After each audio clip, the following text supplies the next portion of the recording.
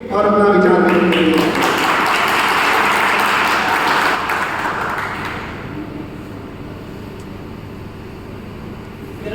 मेरा नाम आलोक विश्वकर्मा है। मैं यहाँ पर उपस्थित सभी टीचर्स एवं सभी बच्चों का दिल से स्वागत एवं अभिनंदन करना चाहता हूँ। जैसा कि हमारे हर्षित भाई ने संस्कृत भाषा को संस्कृत में ही बताया है, उसी को मुझे हिंदी में ट्रांसफर कर बताने का अवसर प्राप्त हुआ है। जैसा कि कहते हैं, संस्कृत भाषा भारत की प्राचीनतम भाषा है। संस्कृत भाषा भारतीय उपमहाद्वीप की एक भाषा है। इसे देववाणी अथवा शुद्ध भारती भी कहा जाता है। और संस्कृत भाषा एक हिंद आर्य भाषा है, जो हिंद यूरोपीय भाषा परिवार की एक शाखा है। संस्कृत भाषा से ही अन्य भाषा की उत्पत्ति हुई है, जैसे हिंदी, बांग्ला, पंजाबी आदि। प्राचीन काल में संस्कृत भाषा का स्वरूप व्याकरण के नियमों से अधिक पता नहीं था, पर पाणिनि के समय 15 ईस्वी पूर्व से 500 ईस्वी पूर्व यह भाषा व्याकरण के नियमों से बनकर परिभाषित रूप से विकसित हुई और इसका नाम संस्कृत पड़ा। संस्कृत शब्द का तात्पर्य है शुद्ध एवं सरल भाषा। परंतु चाहे जिस भाषा को जितना महत्व दे दिया जाए, पर हमारी मातृभाषा में कुछ अलग ही ताकत है। कहते हैं, जब मन होता है और जबान लड़खड़ाती है, उस समय अपनी मातृभाषा ही काम आती है। जय हिंद, जय भारत।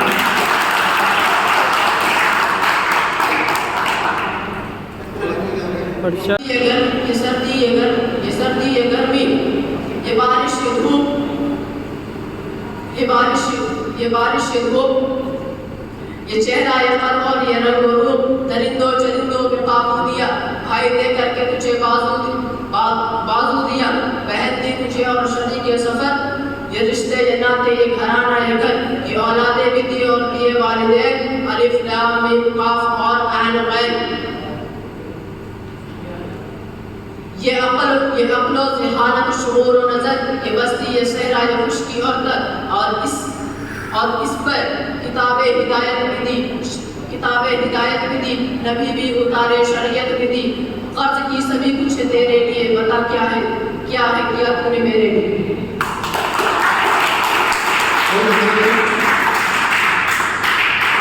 साराना आदमी इन्होंने अपनी विशेषताओं को, उर्दू की विशेषताओं को इन्होंने बताया।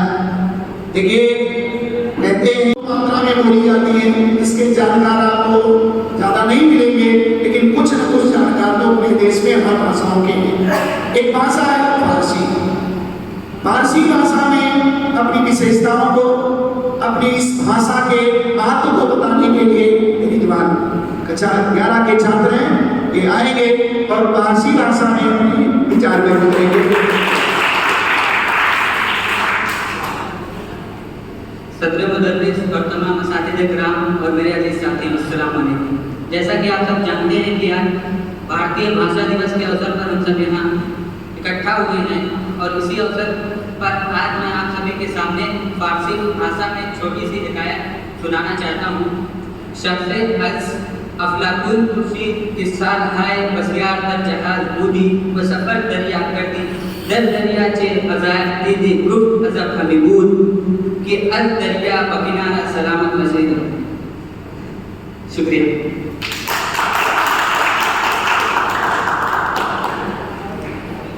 ये पंजाबी भाषा में अपने विचार व्यक्त करेंगे।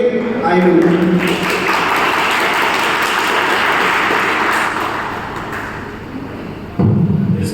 respected principal sir and other members of the staff and my dear friends, good morning to all. My name is Sahil, studying in class 11, standing in front of you to give a speech in Punjabi language on topic Sada Punjab।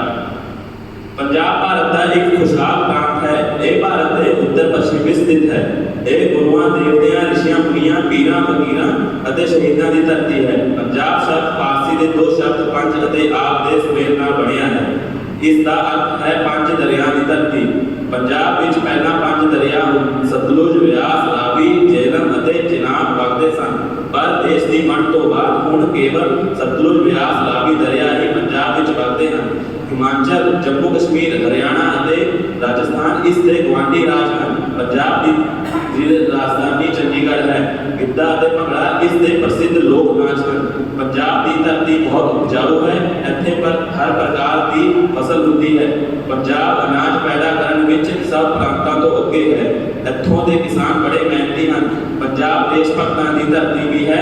ਸਦੀਆਂ ਤੋਂ ਪੰਜਾਬੀ ਦੇਸ਼ ਦੀ ਰੱਖਿਆ ਕਰਦੇ ਆ ਰਹੇ ਹਨ। ਆਜ਼ਾਦੀ ਦੀ ਲੜਾਈ ਵਿੱਚ ਵੀ ਪੰਜਾਬ ਨੇ ਵੱਧ ਚੜ੍ਹ ਕੇ ਹਿੱਸਾ ਲਿਆ। ਪੰਜਾਬ ਵਿੱਚ ਸਭ ਧਰਮਾਂ ਦੇ ਲੋਕ ਮਿਲ ਜੁਲ ਕਰ ਰਹਿੰਦੇ ਹਨ। ਗੁਰੂ ਦੀ ਧਰਤੀ ਪੰਜਾਬ ਹਰ ਪੱਖੋਂ ਖੁਸ਼ਹਾਲ ਪ੍ਰਾਂਤ ਹੈ ਅਤੇ ਸਾਰੇ ਦੇਸ਼ ਨੂੰ ਇਸ ਤੇ ਮਾਣ ਹੈ। ਜੈ ਜੈ भारत। अंग्रेजी, हिंदी, कई भाषाओं के कार्यक्रम तो यहाँ आपके कुछ बैठे हुए आपको मिल जाएंगे। तो इस क्रम में सबसे सर्वप्रथम जो कि अपने देश की मातृभाषा हिंदी है, तो हिंदी में अपने विचारों को रखने के लिए कक्षा 11 के आदित्य तिवारी आएंगे और हिंदी में विचारधारा रखेंगे। आदित्य तिवारी आ जाएंगे।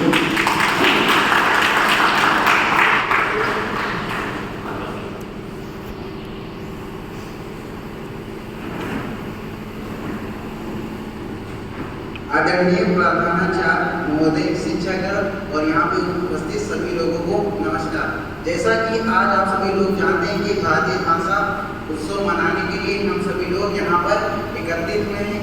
भारतीय भाषा उत्सव मनाने के लिए एकत्रित हुए हैं। वहाँ से भारतीय भाषा उत्सव के इस अवसर पर हिंदी भाषा पर अपने विचार रखने के लिए मैं आप सभी लोग के बीच में प्रस्तुत हुआ हूँ। जैसा कि हम सभी लोग जानते हैं कि हमारे भारत देश में हर वर्ष 14 सितंबर को हिंदी दिवस मनाया जाता है। दरअसल आज़ादी के 2 वर्ष बाद यानी सन 14 सितंबर सन 1949 ईस्वी को संविधान सभा ने हिंदी भाषा को आधिकारिक राजभाषा का दर्जा दिया। इसीलिए 1953 से लेकर अब तक इस दिन को हिंदी दिवस के रूप में मनाया जाता है। भारतीय नागरिकों के अंदर हिंदी भाषा का एक बेहद खास महत्व है, क्योंकि भारत विविधताओं से भरा हुआ देश है। यहाँ अनेक जाति, मजहब, संस्कृत एवं भाषा के लोग रहते हैं, किंतु हिंदी भाषा एक ऐसी भाषा है जो हम सभी को एक सूत्र में पिरोती है। राष्ट्रपिता महात्मा गांधी जी ने हिंदी भाषा को जनमानस की भाषा कहा है। भले ही हिंदी हमारे देश की राष्ट्रभाषा न सही, लेकिन राजभाषा अवश्य है जिस पर हमें गर्व करना चाहिए। इन्हीं विचार के साथ अब मैं अपनी वाणी को यहीं पर विराम देना चाहूँगा। मेरी ओर से आप सभी को भारतीय भाषा उत्सव की हार्दिक शुभकामनाएं। आप सभी का बहुत बहुत धन्यवाद। जय हिंद, जय भारत। देखिए अभी इन्होंने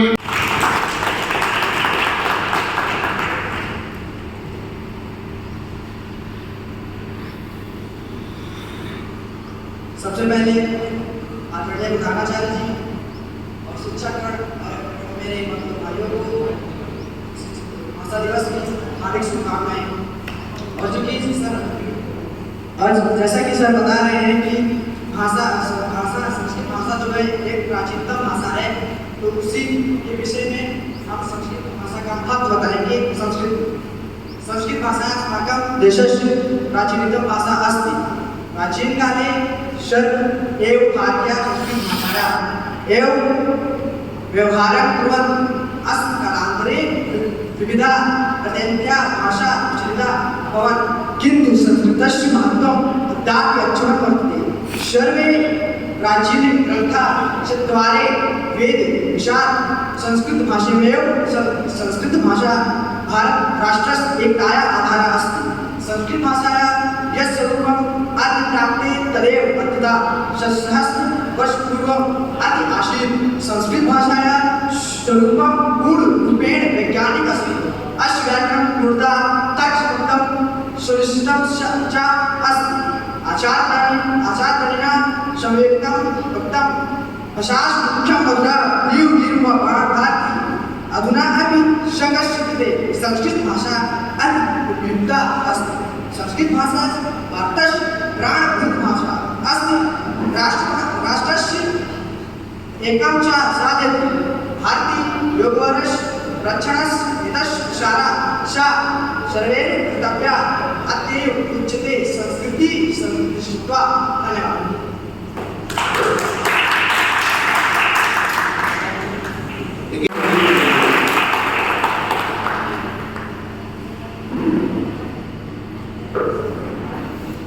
Good morning to all of you. Myself Harshit Pandey from class 11. Today, on the occasion of the Language Day, I want to deliver a speech on our English language. At around 5th and 6th centuries, Anglo-Saxon used the English language. It influences of many languages like Latin, German, French, etc. और पास में करो। Latin words are mainly used in English language. Around 5th and 6th centuries, this is very important language. Nobody can deny the importance of the English language in the present time. In the sector of education, it is very important language. It is very flexible and stable language to share our opinion, thoughts, ideas at the international level. It is clear that the English language becomes more dominated and flexible language. Second tongue in the world is the English language, and many other countries accepted it as a mother tongue. By the help of our English language, we make many friends at the international level and learn many important things with the help of English. That's all. Thank you.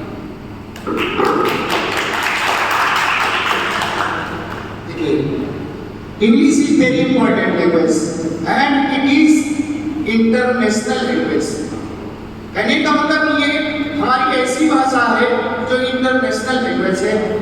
किसी देश विदेश में कहीं भी हम अंग्रेजी के जानकार होंगे तो अपना काम चला सकते हैं, जानकारी कर सकते हैं।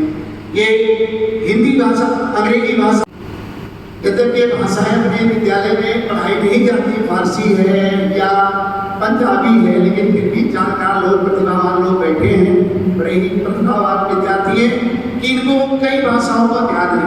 हम लोग तो थोड़ा बहुत हिंदी जानते हैं।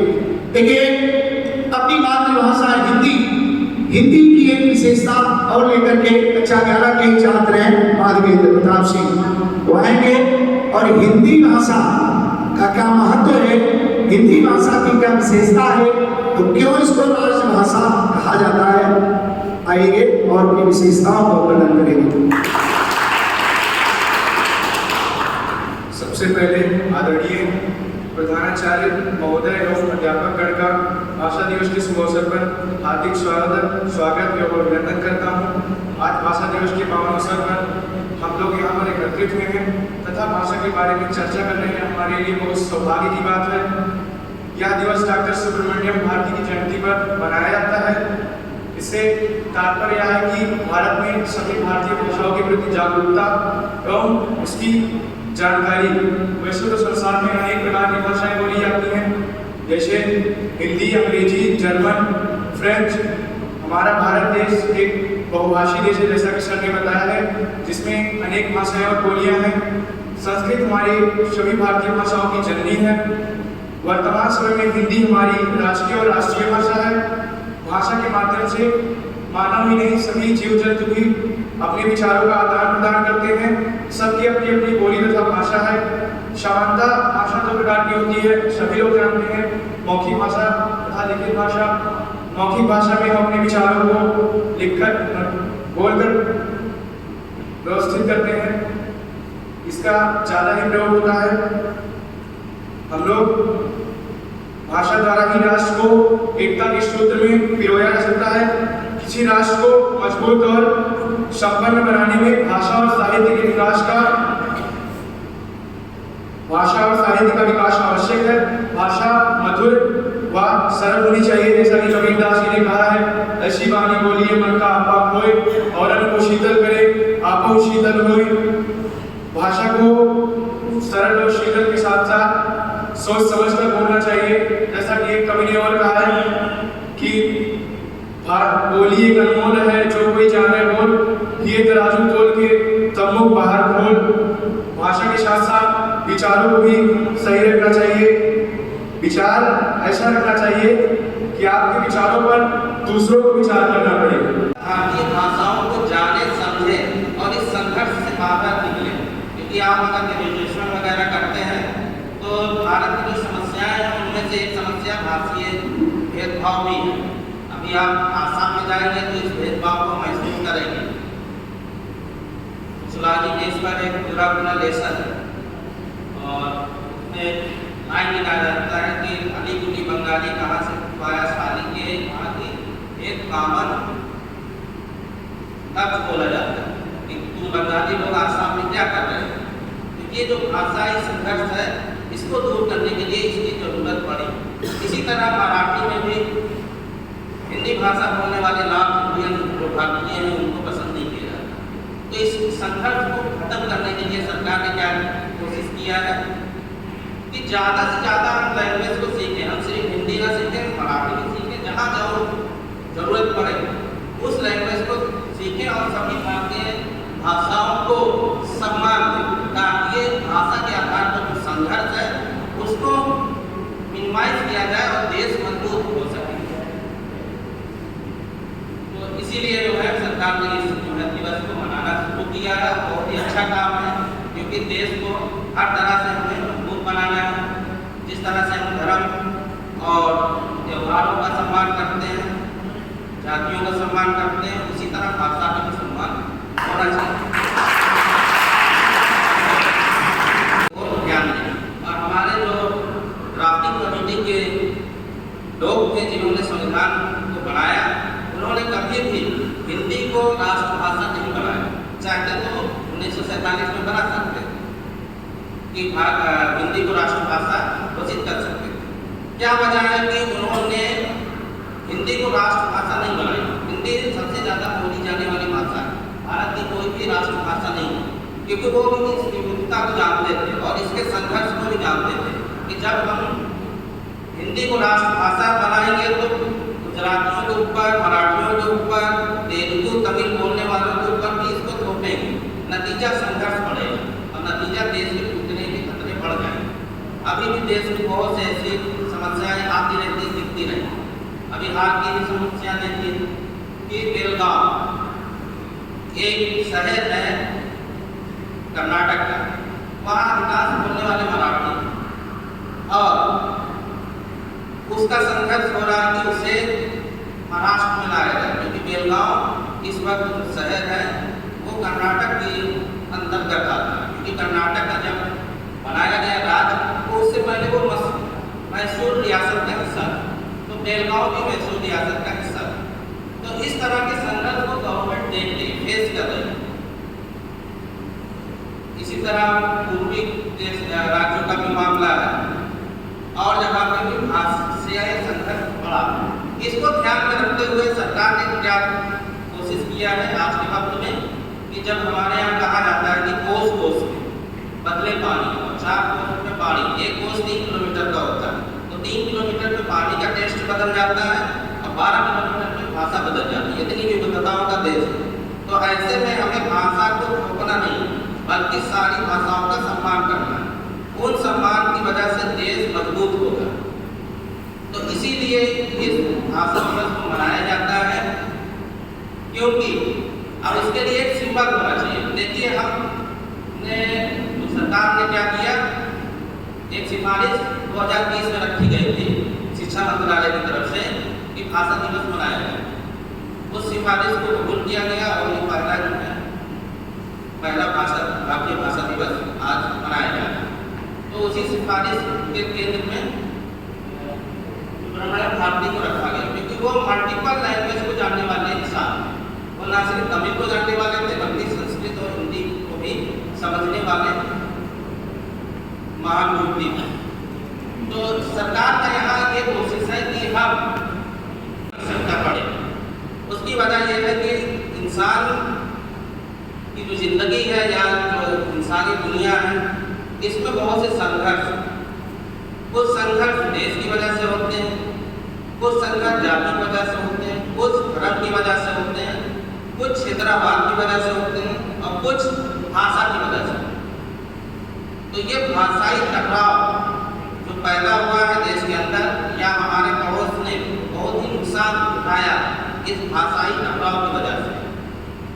चाहे आप श्रीलंका का भी देख लीजिए कि श्रीलंका में तमिल और सिंहली भाषा के बीच एक लंबा संघर्ष चला। उस संघर्ष में सिर्फ श्रीलंका के राष्ट्रपति को नहीं अपनी जान गंवानी पड़ी, बल्कि हमारे देश के भूतपूर्व प्रधानमंत्री और एक कद्दावर नेता राजीव गांधी जी को भी उसमें जान गंवानी पड़ी। इन्हीं संघर्ष, हिंदी और तमिल संघर्ष, ये जो भाषाई संघर्ष था, इसमें उनको अपनी जान गंवानी पड़ी। इसी तरह का मामला पाकिस्तान का भी है कि बांग्लादेश जो पूर्वी पाकिस्तान था, वहाँ पे बंगाली भाषा बोलने वाले पर जब वहाँ की गवर्नमेंट ने पंजाबी भाषा के लीडर को थोपा, उस पर थोप दिया, तो बांग्लादेश ने फिर पाकिस्तान से अपने आप को अलग कर दिया, एक अलग देश के रूप में वजूद में आया। धर्म उनका एक ही था, संस्कृति एक ही थी, लेकिन जब एक भाषा को दूसरे के ऊपर थोपा गया तो इसका नतीजा ये हुआ कि वो देश दो टुकड़े में बिखर गया। हमारे नेता इस चीज को अच्छी तरह समझते थे। यही वजह है कि भारत जो कि इतनी विविधताओं का देश है, इतनी सारी संस्कृतियाँ हैं और इतनी ज़्यादा लैंग्वेज बोली जाती है। तकरीबन 1500 लैंग्वेज भारत में बोली जाती है। 1500 भाषाओं का बोला जाना, उसमें से 22 ऐसी भाषाएं हैं जिसको सरकार ने 8वें शेड्यूल में रखा हुआ है, तो शेड्यूल्ड लैंग्वेज है, सूचीबद्ध कर रखा है। तो ये वो भाषाएं हैं, 22 भाषाएं, इसमें संस्कृति, उर्दू, मलयालम, तेलुगु, तमिल, पंजाबी, गुजराती, आसामी, डोगरी, ये वो भाषाएं 22 भाषाएं हैं जिनमें आप सरकारी कामकाज कर सकते हैं और पेपर दे सकते हैं। जैसे हम अगर जो शेड्यूल लैंग्वेज नहीं है उसमें सरकारी कामकाज नहीं कर सकते। जैसे अगर उदाहरण के तौर पर देखें तो भोजपुरी भाषा है, ये नहीं है शेड्यूल, तो इसमें हम सरकारी कामकाज नहीं कर सकते। बोल सकते हैं, क्षेत्रीय भाषा है। तो ये भाषाई ये संघर्ष को दूर करने के लिए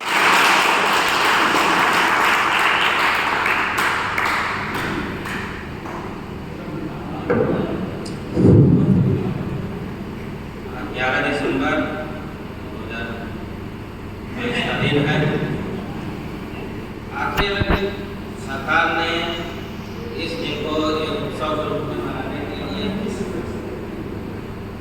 क्यों कोशिश किया कि जबकि हमारे यहाँ तमाम और भी दिवस हैं, इसको हिंदी दिवस के रूप में भी मनाया जा सकता है या किसी और भाषा के रूप में भी मनाया जा सकता है। भारतीय भाषा उत्सव या दिवस के रूप में ही मनाने की आवश्यकता क्यों पड़ी, इसके पीछे सरकार की क्या मंशा है, उसको हम लोग समझते हैं, जानते हैं। तो सरकार ने 11 दिसंबर को भाषा दिवस के उत्सव के रूप में इसलिए मनाया क्योंकि 1882 ईस्वी में आज ही के दिन कवि सुब्रमण्य भारती का जन्म हुआ। उनके जन्मदिन के मौके पर इस दिवस को भारतीय भाषा दिवस के रूप में मनाने की आवश्यकता पड़ी। आवश्यकता क्यों पड़ी, क्या वजह है, इसके पीछे बहुत बड़े गहरे कारण और उन कारणों को हम जो भारतीय परिदृश्य है या भारत के पड़ोसी परिदृश्य है उनको देखते हैं, उन समस्याओं को जानते हैं, जिसकी वजह से ये दिवस मनाने की आवश्यकता पड़ी। सुब्रमण्यम स्वामी को ही इसका आधार क्यों रखा गया। इस दुनिया देश में बहुत सी महान विभूतियाँ थी, तो क्या ऐसी खासियत थी कि सुब्रमण्यम भारती को ही इसके केंद्र में रखा गया। उसकी वजह यह थी कि सुब्रमण्यम भारती दक्षिण भारत में जन्मे, मेनली वो तमिलनाडु के रहने वाले, तमिलनाडु में उनका जन्म हुआ और उनको उत्तर और दक्षिण का ब्रिज कहा जाता है। बहुत सी प्रतिभाओं के वो ईश्वर ने दिया था। वो कवि भी थे, राइटर भी थे और स्वतंत्रता सेनानी भी थे। तो इन वजह से उनको इस केंद्र में रखा गया। तो उत्तर और दक्षिण दोनों के बीच में ब्रिज का काम क्यों कर रहे थे, वजह यह था कि उन्होंने बाद की जो पहली शिक्षा पाई है वो तमिल में पाई। तमिल के बाद उन्होंने बनारस आकर वहाँ पर अपनी बाकी, क्योंकि उन्हें हिंदी जो संस्कृति हिंदू धर्म में बड़ी ही रुचि थी, बाकी की जिंदगी उन्होंने बनारस में आके दो लैंग्वेज को अच्छी तरह से समझ लेते थे, किसको, तमिल को और संस्कृत और हिंदी। तो दोनों के बीच वो एक ब्रिज का काम कर रहे। वो एक ऐसे कवि थे जो हिंदी को भी जानते थे और तमिल को भी जानते थे। तो दक्षिण और उत्तर दोनों के बीच में वो एक पुल का काम कर रहे हैं। अब सरकार को क्या जरूरत पड़ी है, उर्दू में ही जानते हैं, उसकी हिंदी क्या है, अंग्रेजी क्या है पता नहीं होगा। तो उर्दू भी हमारे देश के जन जन में बसी हुई, लोगों के अंतरात्मा में बसी हुई एक ऐसी भाषा है जो हमारी अपनी है, अपनी सभ्यता, अपनी तहजीब से जोड़ती है। वो भाषा है उर्दू भाषा।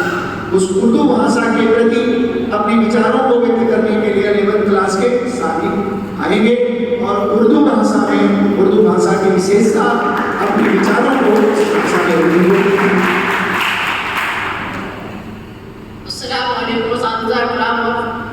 और मेरे दोस्तों, मैं आज हिंदुस्तान जबान दिवस पर आप सभी को एक प्रश्न पेश करता हूँ। मेरे रब की मुझ पर इनायत हुई, कहूँ कैसे इबादत हुई, हकीकत हुई मुझ पर जैसे आया, कलम बन गया है खुदा की ज़बान, मुखातिब है बंदे से परवरदिगार, तू हुस्न चमन तू ही रंगे बहार। मेरे रब की मुझ पर इनायत हुई, कहूँगी तो कैसे इबादत हुई, हकीकत हुई मुझ पर जैसे आया, कलम बन गया है खुदा की ज़बान, मुखातिब है बंदे से परवरदिगार, तू हुस्न चमन तू ही रंगे बहार, तू हुस्न चमन तू ही रंगे बहार। तो मेरा फन तू ही फन का शिकार, मुसव्विर हूँ मैं तू मेरा शाहकार। ये सुबह है ये शाम है ये दिन और रात, रंगीन दिलकश हंसी कायनात, ये हूर व मलाइक व जिन्नात में किया है तुझे अशरफुल मखलूकात। ये सुबह है ये शाम है ये दिन और रात, ये रंगीन दिलकश हंसी कायनात, ये हूर व मलाइक में व जिन्नात में किया है तुझे अशरफुल मखलूकात। मेरी अज़मतों का हवाला है तू ही रोशनी है तू ही उजाला है, मेरी अज़मतों का हवाला है तू ही रोशनी है तू ही उजाला है। फरिश्तों से भी सजदा करवा दिया कि तेरे लिए मैंने क्या ना किया। ये दुनिया जहाँ बस आराइयाँ, ये महफिल ये मेले ये तन्हाइयाँ, फलक का तुझे सामियाना दिया, ज़मीन पर तुझे आबोदाना दिया। मेरी अज़मतों का हवाला है तू ही रोशनी है उजाला है तू, फरिश्तों से सजदा भी करवा दिया। ये दुनिया जहाँ बस आराइयाँ, ये महफिल ये मेरे ये तन्हाइयाँ, फलक का तुझे शामियाना दिया, ज़मीन पर तुझे आबोदाना दिया। मिले आबशारों से भी हौसले, पहाड़ों में तुझे दिए रास्ते, ये पानी हवा ये शम्सो कमर, ये मौजे रमा ये किनारा ये भंवर, ये शाखों पे गुच्छे चटकते हुए, फलक के सितारे चमकते हुए, ये झीलों में हंसते हुए से कबल, ये धरती पे मौसम की लिखी गज़ल, ये सर्दी ये गर्मी ये बारिश ये धूप, ये चेहरा ये कद और ये रंग रूप, दरिंदों चरिंदों पे काबू दिया, तुझे भाई दे करके बाजू दिया, बहन दी तुझे और शरीके सफर के रिश्ते और नाते ये घराना ये घर।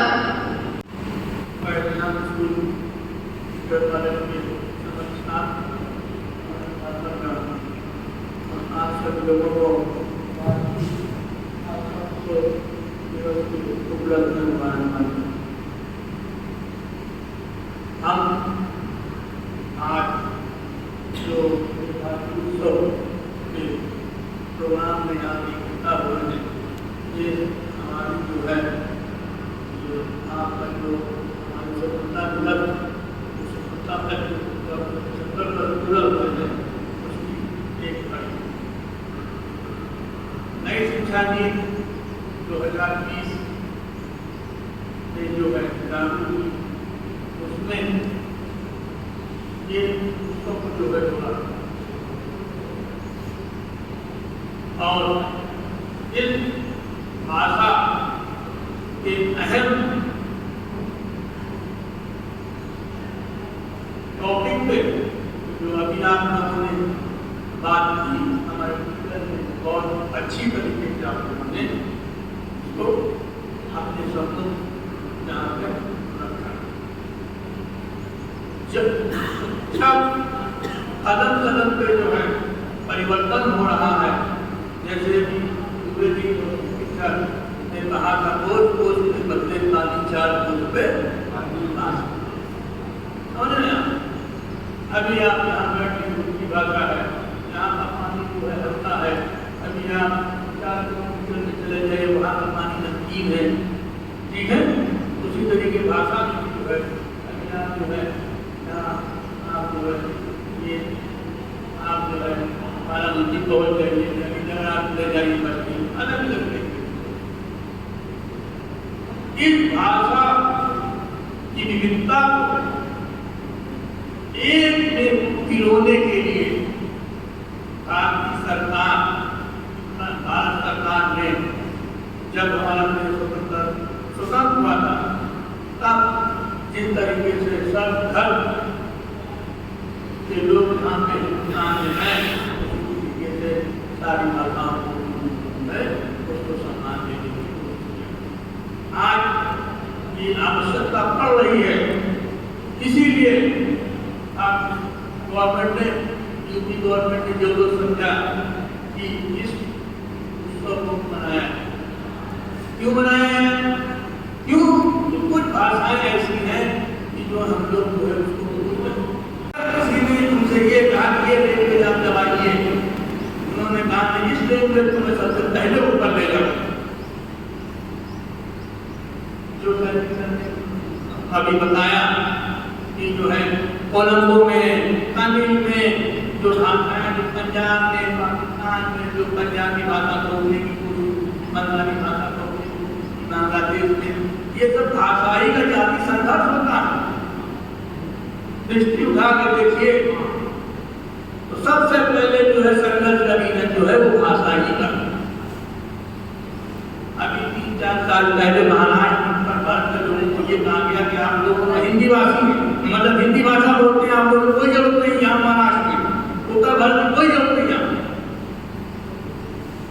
भारत एक देश है, हर आदमी को स्वतंत्र है, स्वतंत्रता है, जो कहीं भी आजाद जाके बच सकता है, रह सकता है, नौकरी कर सकता है, पढ़ सकता है, किसी भी धर्म समुदाय का हो।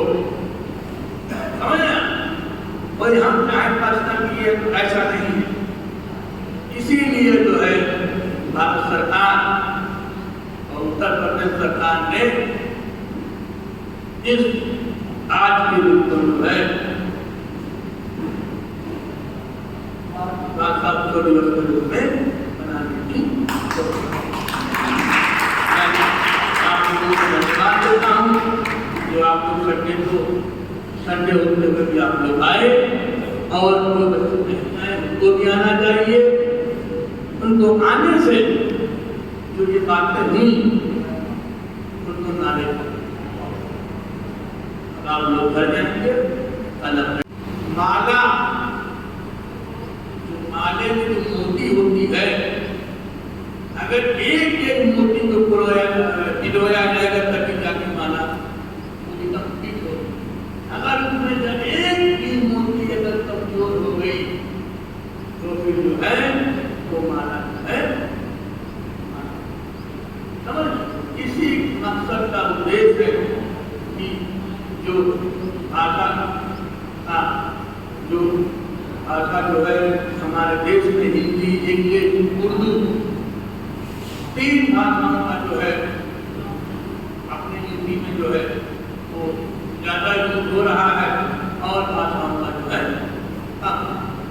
उसका कारण है कि हम अपने क्षेत्र में जो लैंग्वेज का इस्तेमाल कर रहे हैं उसी को उसको आगे बढ़ावा दें। हाई स्कूल में जो है 22 लैंग्वेज है, छठा सब्जेक्ट जो है आपको होगा कि आप उर्दू लेंगे, अरबी लेंगे और तमिल जो भी है। इसीलिए रखा गया है कि आप लोगों को एक भाषा आप लोग उसको जो है बाई भाषाओं का संविधान में प्रावधान है। अलग अलग प्रदेशों में अलग अलग भाषा,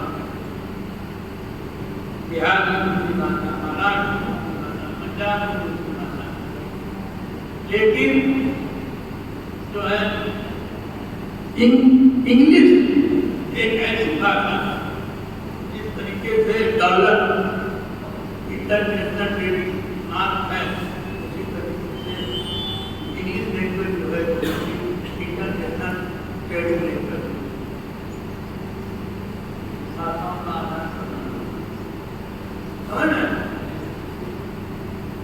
तो उसको आज ही के दिन क्यों चुना गया?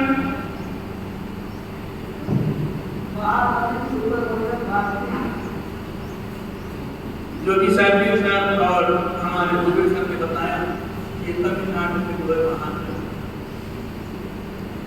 उनको कई लैंग्वेज का मतलब नॉलेज था, कई भाषाओं का ज्ञान था। वो